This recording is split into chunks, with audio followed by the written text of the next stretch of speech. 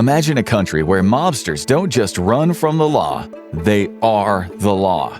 In Russia, gangsters traded tracksuits for government suits, and the crime world went corporate. They created a system where loyalty, fear, and profit replaced law and order. From the fall of the Soviet Union to the rise of oligarchs, corruption didn't just survive, it evolved. For 70 years, Soviet party leaders decided just about everything in the lives of its citizens. When that system collapsed in 1991, so did the rules.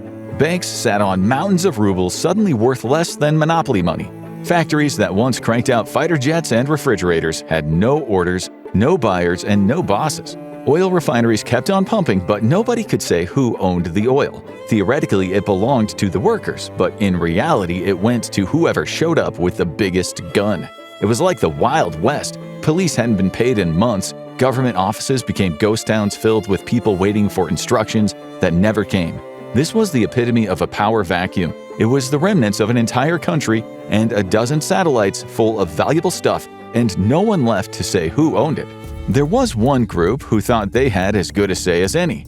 Into that political void stepped the only people still organized enough to act: the criminals. Russia had always had its own aristocracy of thieves. They were known as the thieves-in-law, hardened criminals with their own code, born in Stalin's gulags. But when the USSR collapsed, they were joined by the Afghan war veterans who knew weapons and tactics, bodybuilders, ex-KGB officers skilled in surveillance and blackmail, and even baseball players. If you could swing a bat, you could throw a punch, and if you could do that, you had a future. In a world where crime was the only job that still paid, the overlords of these new recruits sold violence as a service, keeping the public in line far better than Russia's weak courts and absentee policemen could.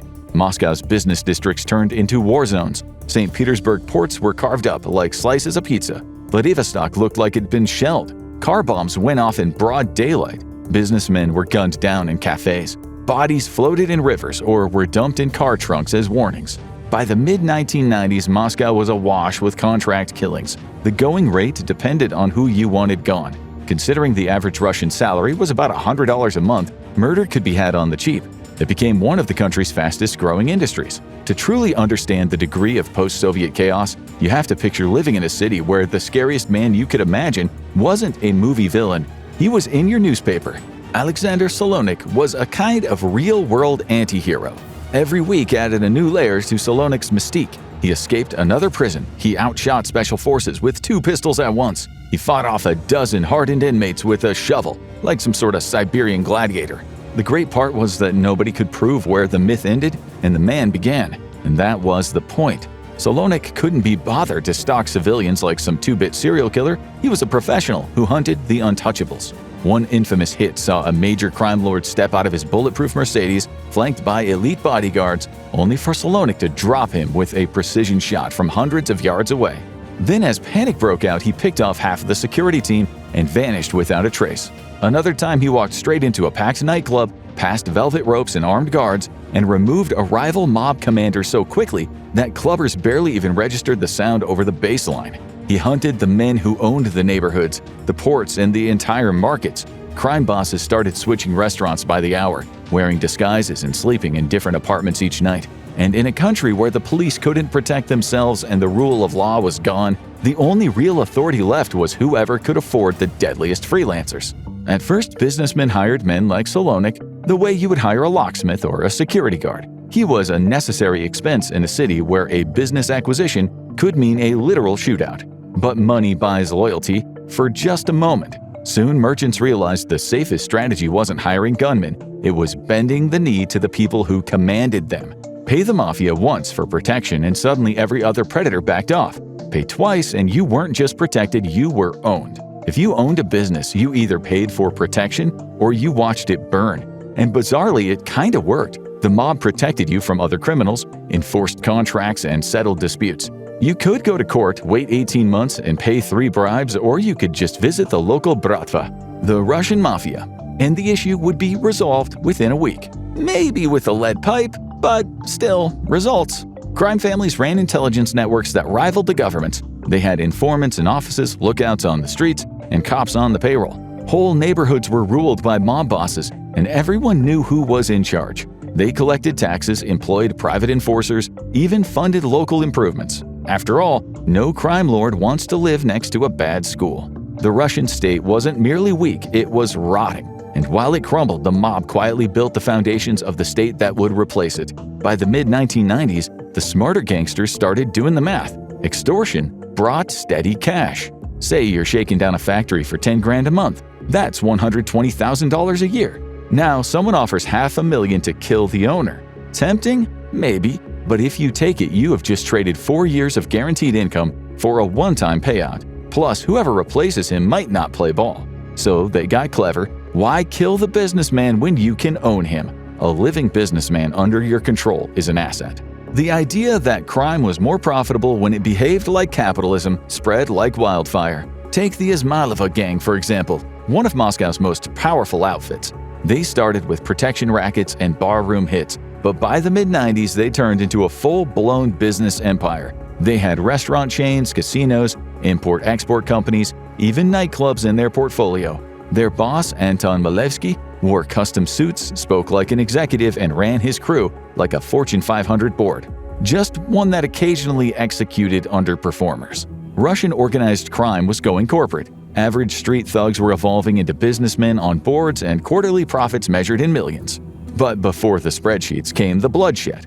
In 1996, American entrepreneur Paul Tatum got into a dispute with his Russian partner who was co-developing a ritzy waterfront hotel. Summoned to an urgent meeting, Tatum got 11 bullets on the way courtesy of a submachine gun-wielding gunman who ambushed him in a crowded Moscow metro station. Naturally, it was in the middle of the day with cameras everywhere, and nobody saw a thing. According to one article, that's because Moscow at the time was akin to Chicago in the 1930s. In 1994, journalist Dmitry Kolodov opened what he thought was a briefcase full of evidence on military corruption, and it exploded in his hands. Dozens of journalists met similar fates that decade, proof that in Russia, asking the wrong questions could literally blow up in your face. Politicians weren't exempt either. Reformist Galina Starovoytova was shot in her stairwell in 1998 with 3 rounds to the head. Anyone with money, a dissident message, or power lived like a target. And behind the blood, the organizations evolved. They built networks across continents. Money laundering became a high art with billions funneled through Western banks, including the Bank of New York scandal, where Russian criminals cleaned an estimated $7.5 billion. The mob formed alliances with Italy's Mafia, Colombia's cartels, and Asia's syndicates. They hired accountants, lawyers, and ex-KGB operatives. The Solntsevskaya Brotherhood, the biggest bratva of them all, operated like a multinational corporation complete with leadership councils, regional managers, and a CEO named Sergei Mikhailov. His office meetings came with the unspoken rule that he could end your career or your life with a single phone call.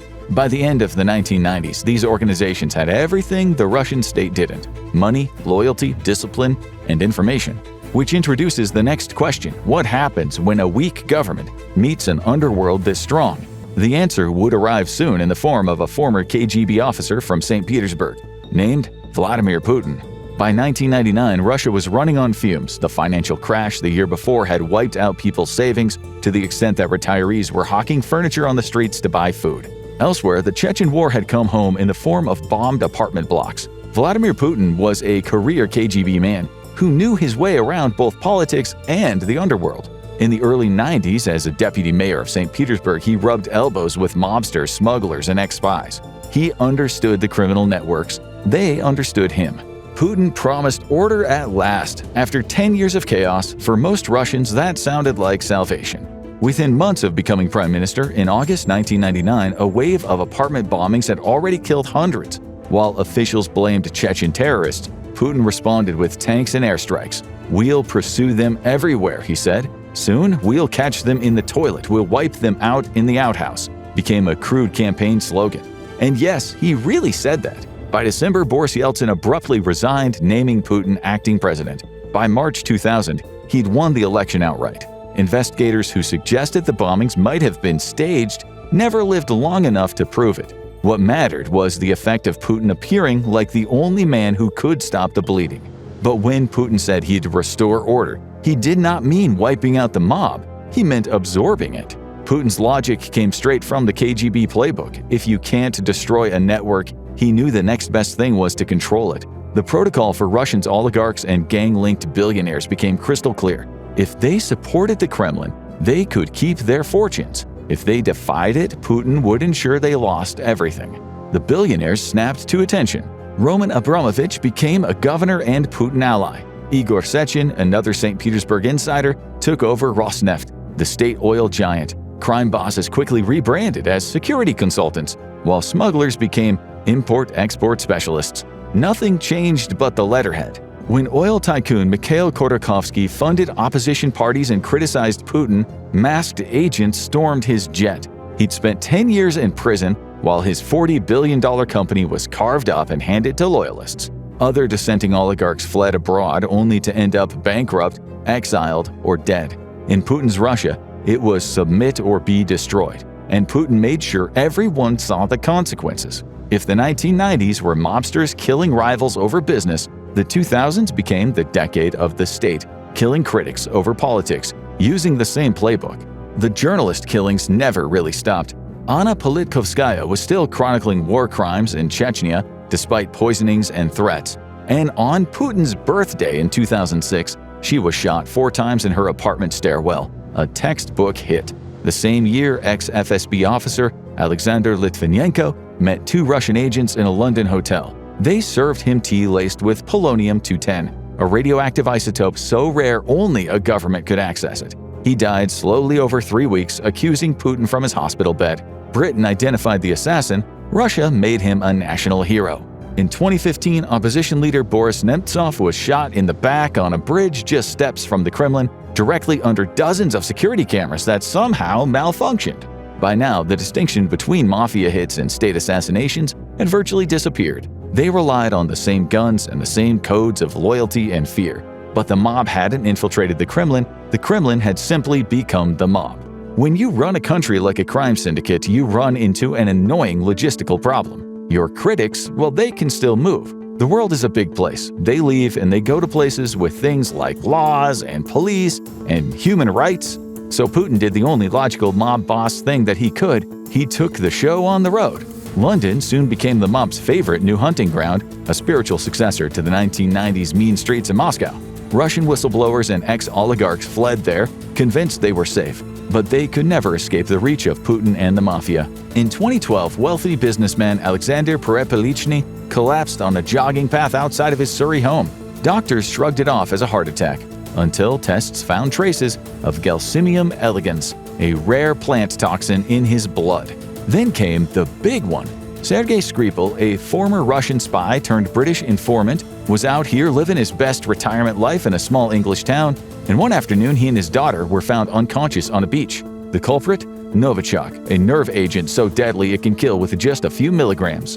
Imagine one Russian leader's surprise when he discovered that the duo survived. Sadly, the British woman who later handled the discarded fake perfume bottle used to spray the toxin did not. British police actually caught 2 Russian intelligence officers in the vicinity on CCTV. They claimed their names were Alexander Petrov and Ruslan Bashirov. When pressed, they went on Russian TV and they insisted with straight faces that they were just tourists who flew to Salisbury to see its cathedral. Twice in one weekend. Totally normal tourist behavior. Businessman Badri Patarkachishvili died suddenly in 2008. Tycoon Scott Young fell from a 4th-floor window in 2014. Oligarch Boris Berezovsky was found dead in his bathroom in 2013. What is chilling is the blend of Soviet-era spycraft with mob-style brutality. Polonium and Novichok require state labs to source and refine.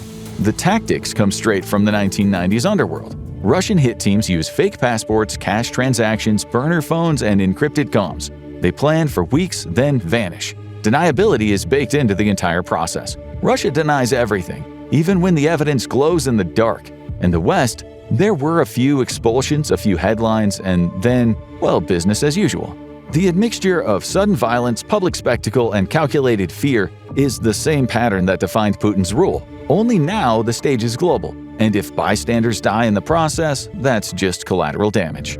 These days, separating the Russian government from organized crime isn't just hard, it's impossible. The line between them didn't blur, it disappeared. The state and the mob have fused into a single organism, feeding on power, money, and fear. Government ministers with criminal records now sit at the highest levels of office. Intelligence officers carry out operations that look exactly like the work of professional criminals. When U.S. authorities charged Russian intelligence officers with hacking the DNC in 2015, the case sounded less like politics and more like a cyber heist movie. Phishing attacks, stolen data, crypto laundering, burner servers, and overseas cash-outs. The only real difference between this and a ransomware outfit in a basement was that these hackers got paid in rubles from a government budget line. In modern Russia, organized crime has been all but bureaucratized. Criminal networks will now give you their business cards. Ransomware gangs are given free clearance by the Kremlin to attack any party as long as they're not Russian. Hospitals, schools, oil pipelines, entire corporate systems across the West have been paralyzed by Russian hackers who operate in the open, sometimes even bragging about their success online. Law enforcement can't touch them because the Russian state shields them on the condition that when Moscow calls, they answer. When the Kremlin needs deniability, it turns to those same groups. Independent hackers suddenly become patriotic cyber volunteers, hitting Western infrastructure or leaking stolen data during elections. It's a merger of convenience. The criminals get immunity and the state gets digital muscle that it can disavow. On the ground, Russia's oligarchs rule industries the same way mob bosses rule neighborhoods through control, loyalty, and violence. Yevgeny Prigozhin went from running a catering company to commanding a private army. He built the Wagner Group, a mercenary force that fought Russia's dirty wars from Syria to Ukraine. He also ran the Internet Research Agency, the infamous troll farm that flooded Western social media with propaganda and fake news. All that power stemmed from one thing: his loyalty to Putin. When that loyalty cracked, when Prigozhin staged his brief mutiny in 2023, his private jet exploded mid-air. It was one of Putin's greatest object lessons. In Putin's Russia, betrayal still earns the same sentence it did in the mob: death. The list of oligarch accidents has grown long. Oil executives falling out of windows is a common way to go. Then there's the spate of energy magnates found dead in pools, financial CEOs suddenly depressed. Many happen to die after criticizing the war in Ukraine or missing payments to the wrong people. Stalin was once quoted as saying, "Death is the solution to all problems. No man, no problem." And the Kremlin has taken that to heart. Today, Russian security services, the FSB and the GRU, function more like mafia families than intelligence agencies. They run protection rackets, conduct assassinations, and muscle in on private ventures. Their loyalty isn't to the Constitution, it's to the boss at the top.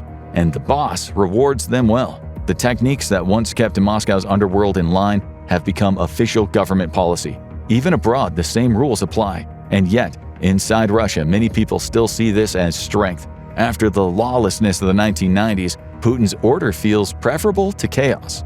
What makes this moment unique in history is scale. We have seen narco-states before, countries run by drug cartels. We've seen kleptocracies too, governments that steal from their own people. But never before has a nuclear-armed superpower fused those elements so completely.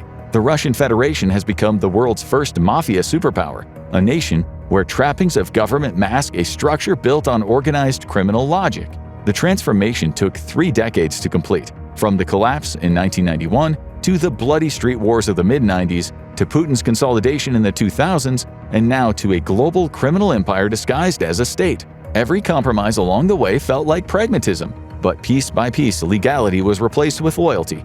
And that is the real cautionary tale. The Soviet Union collapsed into chaos. From that chaos rose something far more dangerous, an empire where the criminals don't need to hide in the shadows anymore. They rule from the Kremlin, wearing suits instead of tracksuits, signing laws instead of contracts, but playing by the same rules they always have. Russia's criminal underworld didn't just grow on its own. It had help from the very top. Watch how Putin went from KGB spy to president of Russia to see how one man turned power into an empire. Or click on this video instead.